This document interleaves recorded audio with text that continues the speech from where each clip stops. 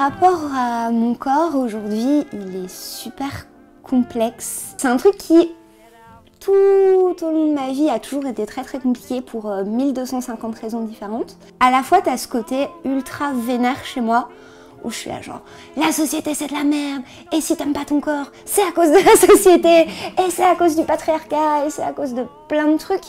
Et que, en plus, je suis pas mal dans les milieux queer, les milieux féministes, etc., dans les milieux body positifs. Enfin, j'évolue vachement dans ces sphères-là. Et donc, d'un côté, je suis en mode yes, je suis unique, je suis une personne formidable. Et d'un autre côté, t'as tous mes démons et ces années de self-hate et de problèmes et de plein de trucs super dark qui... Et donc ouais, c'est un peu complexe en fait, je suis un peu tiraillée, c'est compliqué.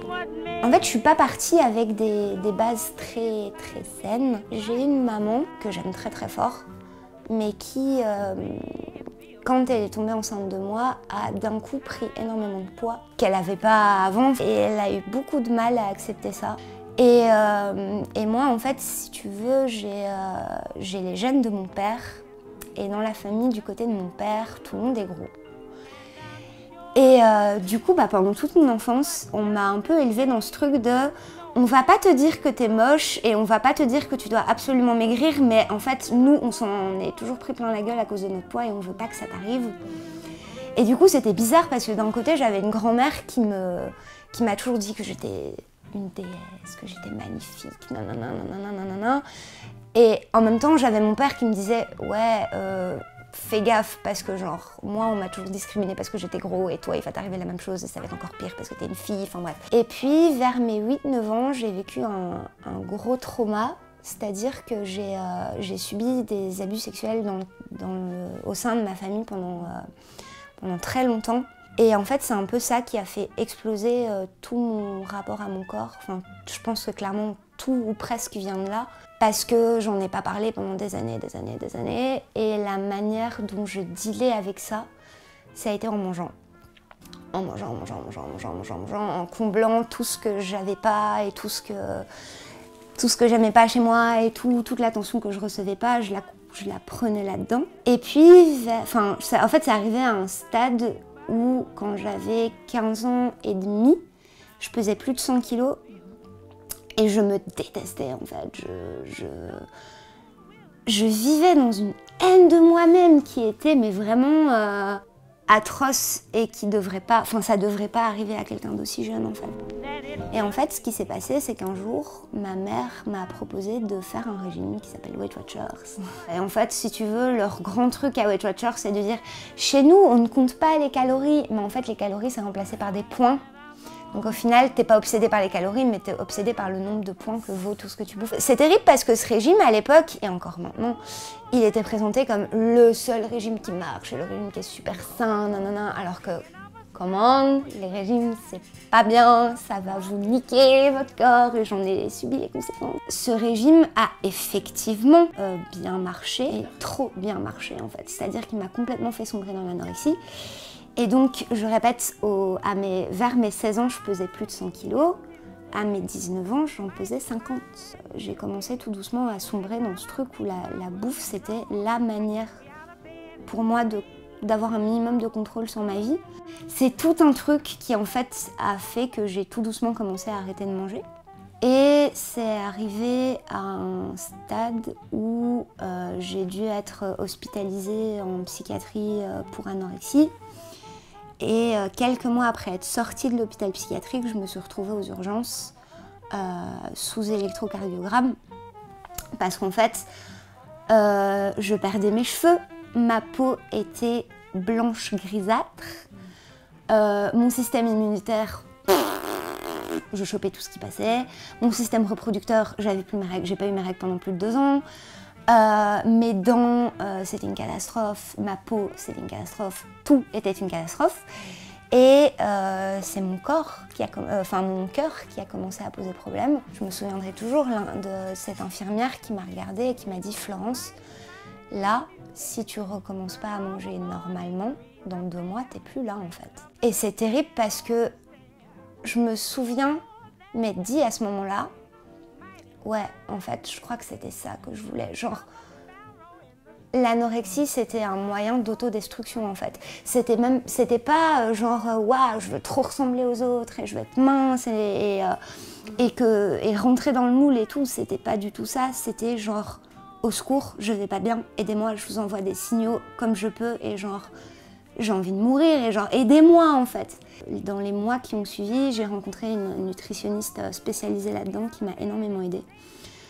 Et quelques mois plus tard, j'ai rencontré une personne merveilleuse, formidable, qui s'appelle Olga, et qui est militante fat positive, et qui est devenue ma grande sœur, en fait, ma grande sœur d'une autre maman, et qui m'a fait réaliser que, qui m'a fait réaliser énormément de choses, et qui, grâce à qui je suis devenue féministe. Au fil du temps, j'ai commencé à aller mieux, à reprendre du poids. Ça a été un peu compliqué parce que quand t'as été anorexique pendant très longtemps, la reprise de poids, t'es un peu là genre je sais que c'est bon pour moi, mais quand même. Enfin bref. En fait, le grand drame de ma vie, c'est que niveau trauma, j'ai pas seulement vécu des violences quand j'étais petite, ça s'est reproduit dans ma vie de couple des années plus tard. Et c'est des choses qui ont eu énormément d'influence sur moi dans plein de domaines. Enfin, je suis globalement quelqu'un qui doute beaucoup d'elle-même et je pense que clairement mon trouble borderline il vient de ces traumas-là aussi. Et ça a été très dur pour moi de sortir du silence parce que juste j'avais honte et j'arrêtais pas de me dire à moi-même mais si ça se trouve en fait t'as tout inventé, mais si ça se trouve en fait c'est pas si grave que ça. Et puis en plus, une fois ça m'est arrivé dans le cadre de mon couple et le viol conjugal c'est un truc dont on parlait pas tant que ça à l'époque, tu vois. Et ouais, du coup ça a été très très compliqué. En plus, comme je suis neuroatypique, que j'ai un trouble de la personnalité, les gens m'ont énormément pris pour la folle de service dans ma vie. C'est genre, ah ouais, c'est une hystérique celle-là, elle est anorexique, elle est triste tout le temps, elle pleure, en plus elle ment, machin, ça a été vachement ce truc-là. Et du coup, vivre avec tout ça et genre déjà la critique que tu reçois des autres, mais en plus la critique énorme que tu t'imposes à toi-même, c'est compliqué.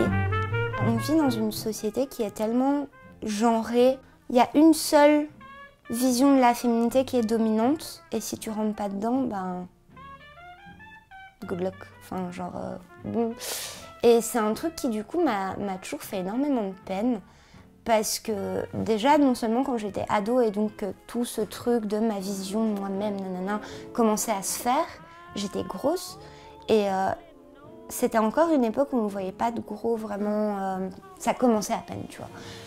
On ne voyait pas vraiment de gros à la télé, dans les séries, encore moins dans les films et tout. Et il y avait cette grosse mode des pin-up. Et du coup, tu avais trop ce truc de genre, si t'es grosse, ta seule option, c'est de t'habiller comme une pin-up. Et genre, d'être super maquillée, super coiffée, de mettre des robes et machin.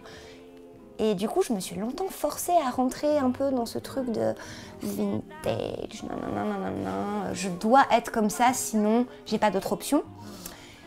Et ça m'a niqué de ouf mon rapport à ma féminité, parce que je me sentais enfermée en fait. Et c'est le jour où et c'est récent ça quand même, où j'ai commencé à me couper les cheveux, c'est con, mais à couper mes cheveux, à virer les robes, à virer les jupes et à faire non, je veux être moi-même et je veux être libre de vivre ma féminité / masculinité / ma non-binarité en fait, librement, et je veux plus me foutre dans les cases dans lesquelles je suis pas bien. Et en vrai, la féminité, c'est pas un truc. Il n'y a pas une féminité, il y a plein de manières d'être féministe différentes. C'est juste que moi, je me sens pas à l'aise là-dedans et voilà, en gros. En vrai, la Flo qui avait 15 ans, je pense qu'elle n'avait pas de plan d'avenir en fait. Elle était tellement mal et tellement seule est tellement en colère et elle ressentait tellement d'injustice toute seule dans son coin que je pense qu'elle n'arrivait pas à se projeter. Et vraiment, je pense que tu prends la moi de mes 15 ans, tu la mets face à la moi de maintenant. Oh, c'est genre, what? Mais qu'est-ce qui s'est passé? Waouh, c'est trop bien, mais genre, waouh, qu'est-ce qui s'est passé? Et ce serait un moment tellement émouvant en vrai si je pouvais genre me retrouver face à la moi de cet âge-là et lui dire oh, alors ma gueule, ça va être dur, tu vas en chier, mais en chier. Je sais qu'Internet ça peut être un truc qui peut avoir des conséquences pas cool du tout. Enfin, genre, clairement, quand dans ton feed Instagram, t'as que des influenceuses, des Kendall Jenner, et enfin, des meufs qui ont des physiques extrêmement normées, je sais à quel point ça fuck up le cerveau et l'estime de soi. Et moi, mon conseil, en tout cas, ce qui a fonctionné pour moi, en dehors du fait que j'ai rencontré les bonnes personnes au bon moment, c'est de diversifier les représentations qu'on a autour de soi. Et enfin, il y a une phrase que je trouve très très importante et qui s'applique à plein de trucs, c'est que à partir du moment où quand tu regardes autour de toi, tu vois que des gens qui te ressemblent, c'est qu'il y a un problème. Et je pense que pour Internet, il y a de ça aussi, genre suivez des personnes queer, suivez des personnes grosses, suivez des personnes qui sortent de la norme et admirez à quel point on peut être différent et c'est cool, genre vraiment diversifier votre feed Instagram, vos comptes Twitter que vous suivez, faites des recherches, regardez des documentaires, j'en sais rien, suivez les initiatives super cool qui se font, comme Cherkor, comme les petites glows, enfin suivez les trucs qui se font et ouais. Et écoutez pas les médias, mainstream et laissez pas l'univers tout entier, le système tout entier vous dire qu'il faut être comme ça.